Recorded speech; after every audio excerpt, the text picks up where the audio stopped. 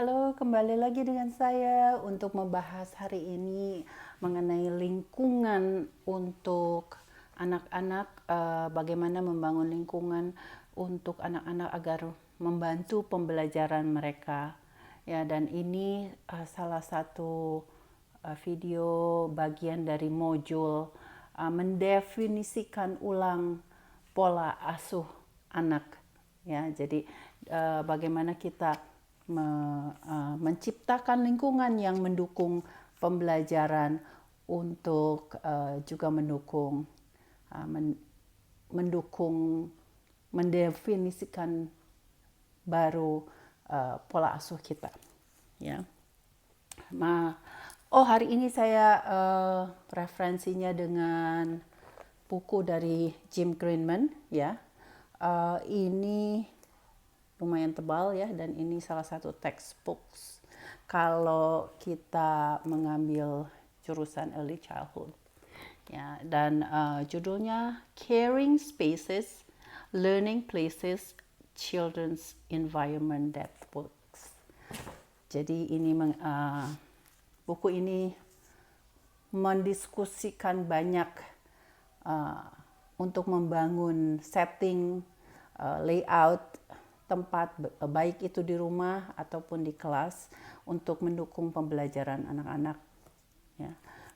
Mengapa kita harus memperhatikan itu? Karena dengan kita mengerti bagaimana itu membangun lingkungan yang mensupport pembelajaran, kita tahu itu akan bermanfaat sekali ya, baik untuk anak-anak kita atau untuk kita juga. Ya, kita dapat mengajarkan dengan cara bagaimana mereka belajar dan menyenangkan. Ya. Pertama, kita harus mengerti dulu kenapa ini penting sekali. Karena tempat atau lingkungan, spaces ya, tempat itu berbicara kepada kita. Mengapa? Karena itu menentukan nantinya responsnya dari anak. Misalnya kalau kita mempunyai rumah atau kelas yang begitu luas dan tidak banyak furniture, itu otomatis kalau anak kecil akan berpikir, wah ini tempat untuk saya berlari-lari. Ya, jadi tidak bisa melarang anak untuk tidak berlari kalau space-nya sendiri sudah luas. Ya. Dan juga kalau misalnya di lorong ya, koridor itu panjang dan tidak ada apa-apa, tidak ada furniture-nya, otomatis anak itu akan lari bolak-balik gitu ya. Jadi itu memang refleksnya, nature-nya mereka begitu. Nah, kalau kita tidak mau anak kita begitu, jadi berarti kita harus memikirkan layout-nya bagaimana supaya anak tidak berlari-lari di dalam rumah atau di dalam kelas ya. Kemudian dinding dari ruangan tersebut, warna dinding ya. Warna-warna yang menyala itu akan menstimulasi baik itu dari perilaku ataupun konsentrasi. Kalau di kelas kebayang ya, bayangkan saja kalau di kelas berwarna merah gitu loh, dindingnya merah semua atau warna menyala, mungkin itu akan mengganggu konsentrasi atau fokus mereka ya. Biasanya dinding-dinding atau warna-warna yang menyala kan dipakai di misalnya restoran supaya menstimulasi appetite, nafsu untuk makan mereka. Nafsu makan mereka akan bertambah dan mereka akan memesan makan dan kemudian pergi gitu loh, maksudnya selesai dan mereka jadi cepat gitu supaya turnovernya banyak. Nah itu di bisnis restoran. Dan juga lingkungan ini akan mempengaruhi emosi ya, emotional stage dari orang atau walaupun dewasa ataupun anak-anak ya, karena dengan setting yang misalnya membuat anak itu nyaman, atau semuanya itu membuat orang-orang yang ada di sana itu calm misalnya ya, atau sebaliknya ya, membuat orang menjadi stress out. Misalnya saya kan berhubungan dengan anak-anak kebutuhan khusus ya, biasanya dalam kelas saya tidak menempelkan apapun itu bahan pembelajaran atau bukan itu di dinding-dinding, itu tidak terlalu banyak, karena kalau terlalu banyak, dindingnya terlalu penuh, itu akan mengganggu banyak sekali anak-anak yang berkebutuhan khusus ini tidak bisa berkonsentrasi ya. Itu jadi ada pengaruhnya juga, dan juga pengaruh emosinya mereka juga ya. Jadi karena mereka tidak berfokus, kadang-kadang mereka jadi cranky atau komplain terus ya. Oke, so itu kenapa ya itu pentingnya. Dan sekarang saya ingin membahas juga kalau lingkungan itu akan mempengaruhi perilakunya murid-murid kita atau anak-anak kita ini, dan juga mempengaruhi social interaction, interaksinya mereka. Jadi kalau ruangan atau kelas yang terlalu besar untuk murid yang sedikit, atau misalnya rumah yang terlalu besar, kan kadang-kadang anggota keluarga juga jarang bertemu satu sama lain ya. Jadi interaksinya tuh sangat kurang. Begitupun di kelas, kalau muridnya sedikit tapi kelasnya besar sekali, mungkin interaksi dari antara murid ini tidak ada, kecuali kalau mereka dijadikan satu waktu meeting gitu di circle time ya, di karpet. Jadi kita harus pikirkan ini, kalau kita ingin menambah interaksi ya harus desain supaya jangan terlalu besar dan leluasa gitu ya. Itu. Nah,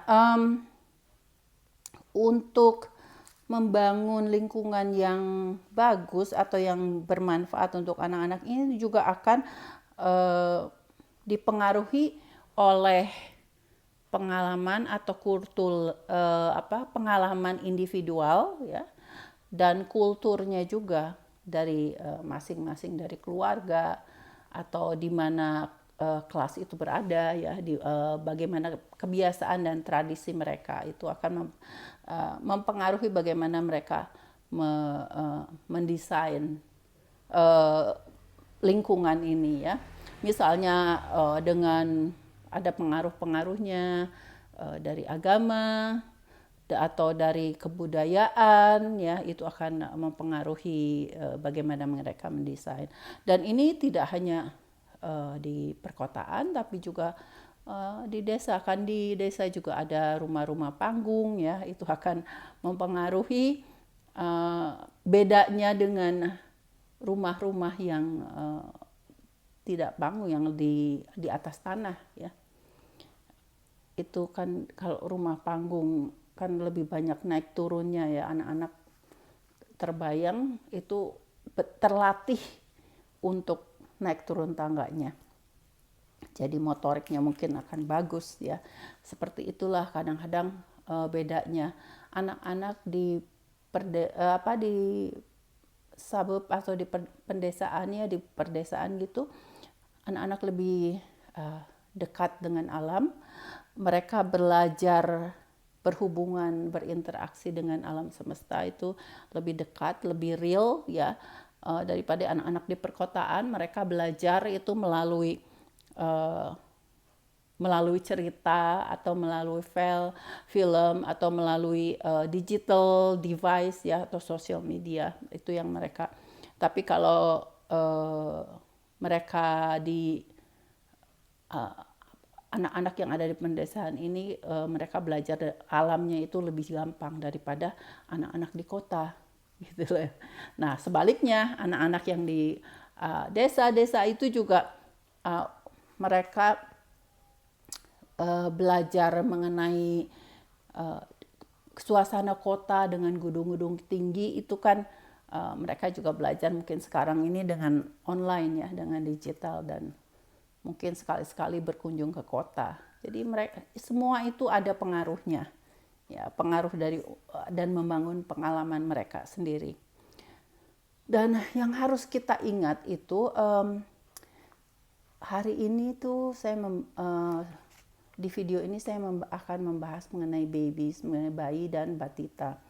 Tapi pada umumnya anak-anak itu ya anak-anak ya, berdasarkan level-levelnya mereka ya, mereka bukan orang dewasa. Jadi anak-anak misalnya apa, tubuh mereka belum begitu tinggi ya, jadi ada hanya seberapa tingginya, jadi kita harus pikirkan itu. Kalau misalnya kita ingin membuat anak kita independen dan mengambil sesuatu apa yang diperlukan mereka sendiri, tidak memanggil orang tuanya untuk meminta mengambilkan, ya kita harus mendesain layout supaya barang-barang diperlukan mereka itu reachable ya, jadi mereka bisa mengambil sendiri, dan juga diajarkan untuk mereka mengembalikan lagi kalau sudah selesai ya. Jadi itu termasuk anak-anak batita ya, sudah bisa diajarkan dari kecil gitu loh. Dan juga kita harus memikirkan kalau anak itu tingginya sekian, misalnya toddler ya, misalnya batita, kita ajak jalan karena baru bisa jalan, terus kita ajak jalan, anak itu akan tentunya melihat lingkungannya hanya sebatas tingginya mereka ya, tingginya mereka mungkin lutut atau sepaha orang dewasa. Jadi itu aja. Jadi yang mereka lihat itu kalau jalan itu ya kaki-kaki orang. Karena itu kita harus mengerti kenapa mereka kadang-kadang komplain, merengek, minta digendong, karena bosan yang mereka lihat kaki orang gitu loh. Sekali-sekali mereka juga ingin melihat apa yang orang tua lihat.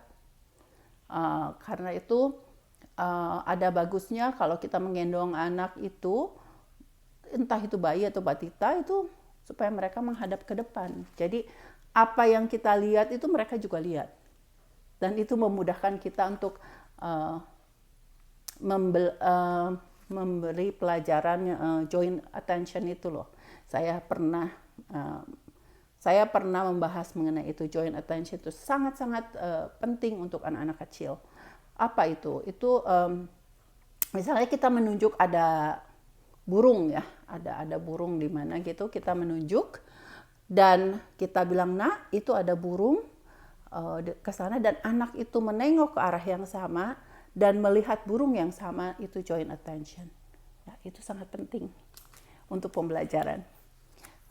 Nah, kemudian ada juga banyak actually kalau anak-anak kebutuhan khusus ya, yang anak yang tidak mengenal situasi bahaya. Ya, misalnya di dapur ada kompor panas. Nah, itu kita kan harus mengajarkan mereka kalau itu panas, tidak boleh disentuh. Anak-anak kebutuhan khusus biasanya agak delay, mereka impulsif juga ya. Impulsif itu melakukan sesuatu tanpa memikirkan. Apalagi ini bahayanya gitu, biasanya mereka tidak memikirkan dan mereka melakukan dengan refleks gitu ya. Dan itu kita harus ajarkan. Ya. Kemudian juga kalau kita ingin membangun sesuatu situasi atau lingkungan di rumah yang bisa mengajarkan mereka seperti di sekolahan, kita harus pertama kita harus membangun structured environment. Apa itu structured environment? Misalnya untuk waktu ya, untuk dalam sehari 24 jam itu ada dari jam segini untuk segini, misalnya waktu untuk sarapan, habis sarapan apa itu ada waktunya gitu. Jadi seperti juga di kelas, kalau kita ke kelas anak-anak early childhood ya, pre-K atau kindergarten, itu mereka ada schedule-nya Ya, dari jam segini sampai jam segini apa. Jadi anak tersebut untuk mengurangi anxiety, untuk mengurangi kecemasan mereka ya, yang bisa mempengaruhi fokusnya mereka ya. Kalau mereka cemas kan tidak bisa fokus gitu. Jadi kalau mereka sudah tahu structure-nya, habis ini kita ngapain gitu. Jadi anak itu akan lebih tenang. Begitupun di rumah. Kalau memang makan siang itu jam 11 ya, setiap hari jam 11. Waktunya sebelum makan itu misalnya main dulu gitu. Jadi setiap hari sama, konsisten. Dan kalau perlu dituliskan jadwalnya, silahkan dituliskan. Kalau memasang jadwalnya itu, schedule-nya itu dituliskan ya di dinding atau di papan yang pendek ya, yang anak itu bisa baca, walaupun belum bisa membaca secara literal, tapi dia tahu habis ini, habis ini. Kalau kita tunjukkan setiap hari, at the same time, anak tersebut juga akan belajar literacy ya. Jadi bukan membacanya, tapi pengertian bahwa kalimat, bahwa kata-kata, bahwa huruf itu membentuk kata dan kata membentuk kalimat, dan itu semua ada artinya. Ya, jadi kita ajarkan anak kita itu konsep-konsepnya dulu. Jangan membaca, menulis, dan berhitung dulu 1, 2, 3. Kalau mereka bisa mengingat menggunakan memorinya ya mungkin nggak bisa saja menghitung 1 sampai 5 atau 1 sampai 10. Tapi mereka juga harus tahu konsep angka. 1 itu apa? 2 itu apa? Seberapa banyak 2 itu? Ya, jadi lebih baik mengajarkan konsep daripada calistung ya. Konsepnya dulu deh yang diajarkan dari kecil itu ya. Nanti kalau sudah besar, kalau sudah ke sekolah itu lebih memudahkan kalau sudah tahu konsepnya. Ya. Oke, so anak yang mempunyai atau berada di lingkungan yang mensupport pembelajaran itu, mereka akan cepat menyerap konsep-konsep ini yang seharusnya mereka pelajari sebelum mereka ke kindergarten dan sekolah dasar nanti. Dan juga anak-anak akan belajar dari lingkungannya mereka, dan apalagi kalau mereka di support atau diperbolehkan untuk mengeksplorasi ya. Saya sudah membahas ini mengenai bagaimana kalau bonding yang sangat baik antara orang tua dengan anak waktu anak itu masih batita atau bayi, dan anak itu akan otomatis bereksplorasi, mereka ingin menemukan dan belajar pengalaman baru, dan pengalaman itu merupakan pembelajaran mereka, dan mereka berani, tidak harus disuruh, tidak harus tidak harus orang tua itu mengajarkan dengan susah-susah, karena anak itu memang punya interest untuk belajar melalui eksplorasi itu gitu ya. Dan karena itu bermain itu belajar ya, bermainnya mereka itu belajar. Jadi lingkungan yang environment rich itu yang kaya ya, yang kaya dengan lingkungan, yang kaya dengan bahan-bahan pembelajaran, itu yang kita inginkan untuk anak-anak kita kan, untuk supaya mereka berkembang lebih cepat lagi, tumbuh kembang ya. Dan juga lingkungan yang sangat kaya dengan bermainnya itu bermain untuk belajar ya. Dan juga kita ingin lingkungan yang kaya dengan interaksi dengan antara anak dengan orang tua, anak dengan teman-temannya. Ya, jadi kalau kita melihat satu lingkungan yang sangat aktif dan antara orang tua dengan anak itu mereka saling berkomunikasi ya, atau ada juga mereka bermain bareng ya sambil berkomunikasi daripada orang tuanya di handphone, anaknya di handphone. Kan apa tuh namanya itu sangat menjadikan ya kalau lingkungan seperti itu. Oke, hari ini kan saya membahas lingkungan untuk bayi dan batita. Sebetulnya mereka hampir sama, hanya saja bedanya kalau itu di motoriknya bedanya ya. Jadi motorik kasar dan motorik halusnya. Kalau bayi itu kan masih susah, masih belum banyak motorik kasarnya. Dan juga motorik kecilnya, mereka lebih banyak misalnya kalau baru lahir kan tidur entah itu tidur di tengkurap atau tidur terlentang ya.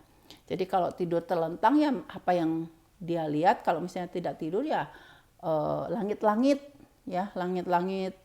Kalau misalnya ada mainan yang di atas yang muter-muter ya mungkin itu saja yang mereka lihat ya, bayi-bayi ini. Jadi kalau misalnya terlalu lama begitu kan kasihan. Jadi kalau kita pindahkan posisi mereka dari misalnya tidur terlentang, kemudian juga kita angkat, kita gendong ya, atau kita dudukan di kursi yang untuk anak-anak yang belum bisa duduk gitu kan, ada spesialnya, supaya mereka bisa melihat sekelilingnya. Karena anak-anak itu pasti akan curious, pengen tahu untuk belajar mengenai lingkungannya itu ya. Jadi dalam satu hari itu apa yang mereka lihat atau lingkungan mereka berada itu lain-lain gitu, supaya tidak membosankan juga. Karena kalau kita dengar anak atau bayi yang cranky, yang suka menangis, ya mungkin kita harus pikirkan apakah lingkungannya mereka itu nyaman, apakah lingkungannya itu membosankan atau tidak untuk mereka ya. Karena itu mungkin mereka cranky karena mereka protes. Saya kok bosen gitu loh, diranjang terus atau nah bayi ini karena mereka masih bayi, sama sekali tidak mengetahui apakah itu bahaya atau tidak. Kita harus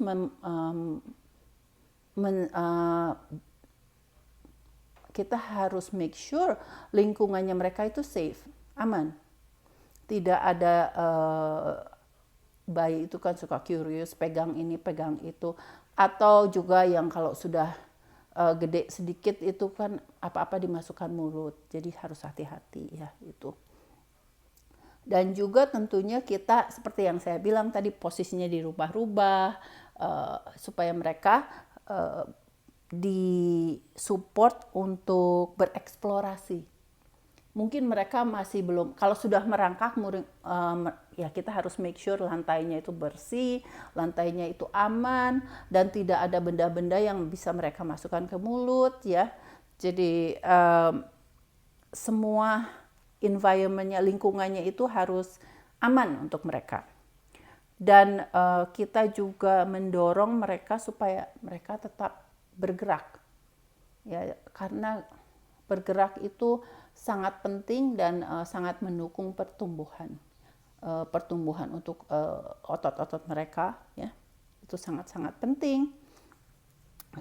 Dan juga interaksi antara orang dewasa dan atau orang tua mereka dengan anak-anak ini sangat penting dalam lingkungan untuk supaya anak tersebut mau eksplorasi, mau bergerak, motoriknya dipakai ya, motorik besar, motorik kecilnya gitu. Karena interaksi dengan pengasuhnya, walaupun orang tua atau yang mengasuh ya, itu ada ya. Karena itu sangat bermanfaat sekali interaksi one on one dengan anak ya.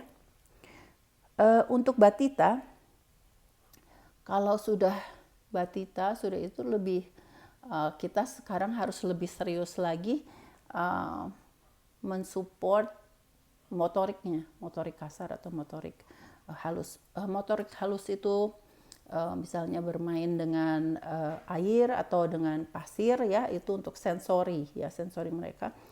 Atau bagaimana mereka mengambil makanan dan memasukkan ke mulut menggunakan jari-jari ya, itu fine motor, itu motorik kecilnya mereka. Atau mungkin nanti memegang pensil dan mencoret-coret, itu salah satu juga motorik kecil ya, belajar. Motorik besar ya itu jalan, merangkak. Kalau nanti sudah bisa berdiri, nanti lebih besar lagi berloncat-loncat atau climbing ya. Kalau misalnya ada tangga ya, mereka mulai naik tangga, turun tangga ya. Itu semua harus diawasi ya, supaya tetap aman.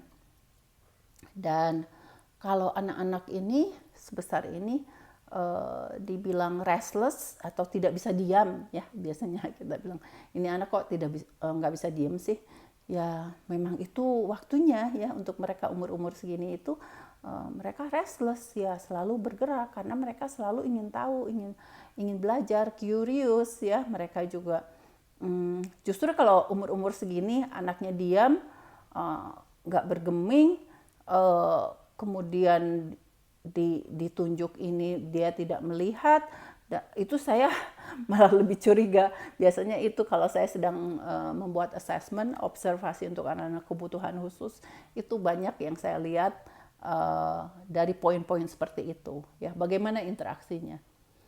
Saya mengharapkan kalau yang tipikal ya akan bergerak terus pasti itu anak ya, karena mereka ingin belajar lebih banyak lagi. Dan biasanya belajar mereka dengan pengalaman, dengan hands on ya, dengan interaksi atau dengan apa yang mereka kerjakan. Karena mereka belajar di ini kan cause and effect.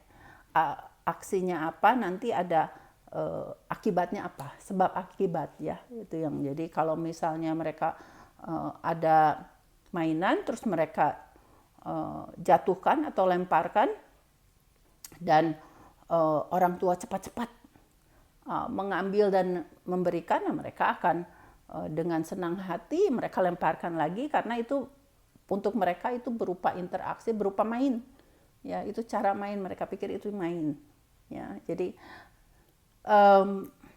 ini semua ada hubungannya dengan lingkungan ya. Kalau misalnya lingkungannya tidak ada interaksi seperti itu, terlalu sempit misalnya, ada kadang-kadang anak yang di rumah yang tidak terlalu besar, itu tidak juga menjadi alasan anak tidak belajar atau leluasa ya. Itu anak itu harus diberi kesempatan untuk bereksplorasi.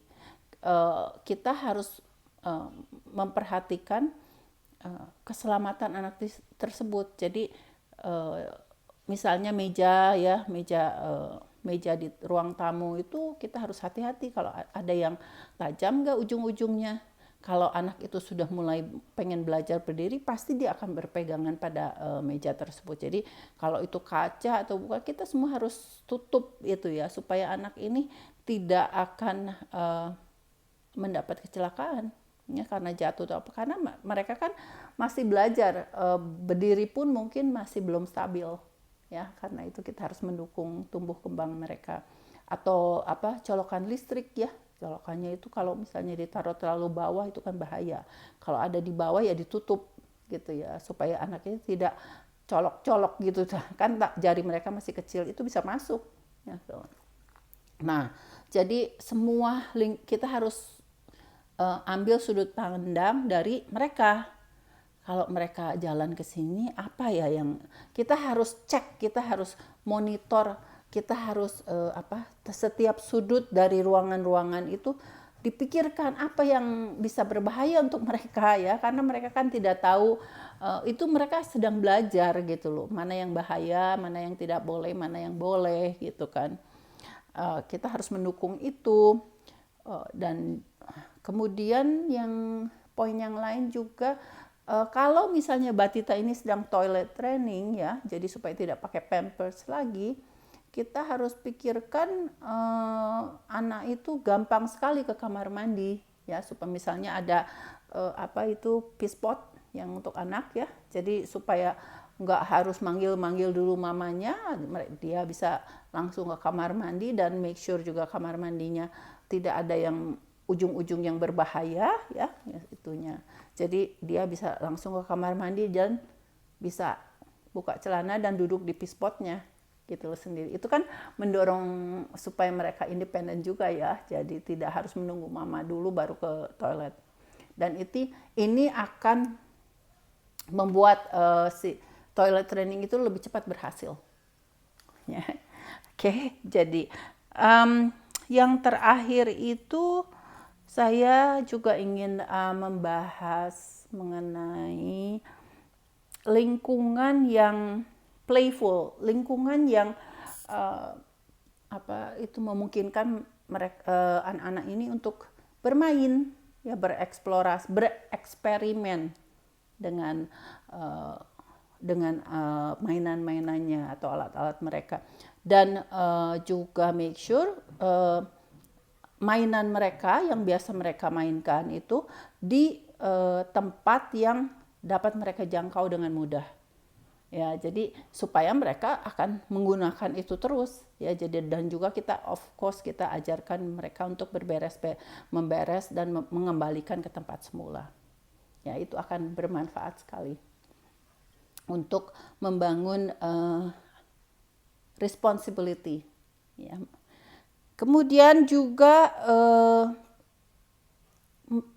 waktu kita membangun lingkungan ini kita harus pikirkan lingkungan yang menyenangkan, lingkungan yang nyaman untuk mereka, dan lingkungan yang sangat menarik untuk mereka untuk tetap berinteraksi dan tetap belajar ya.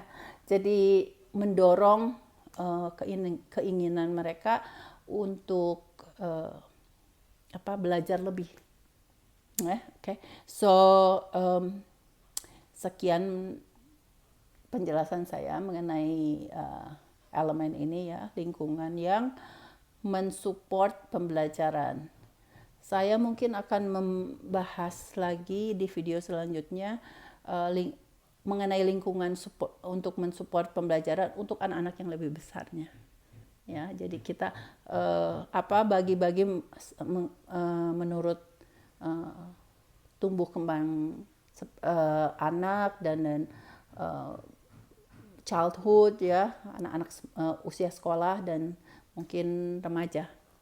Oke, terima kasih sudah menonton video ini, dan mudah-mudahan ini bermanfaat ya. Dan kalau ada pertanyaan silahkan menuliskan di komen. Saya akan berusaha menjawab secepatnya. Dan mudah-mudahan dapat membantu orang tua yang ingin membantu pembelajaran anak, atau guru-guru pre-K ya di sana yang ingin membantu murid-muridnya belajar, atau pengasuh ya, atau daycare ya, tempat penitipan anak atau penitipan bayi. Ini lingkungan ini sangat-sangat penting untuk diperhatikan. Okay? Have a great day.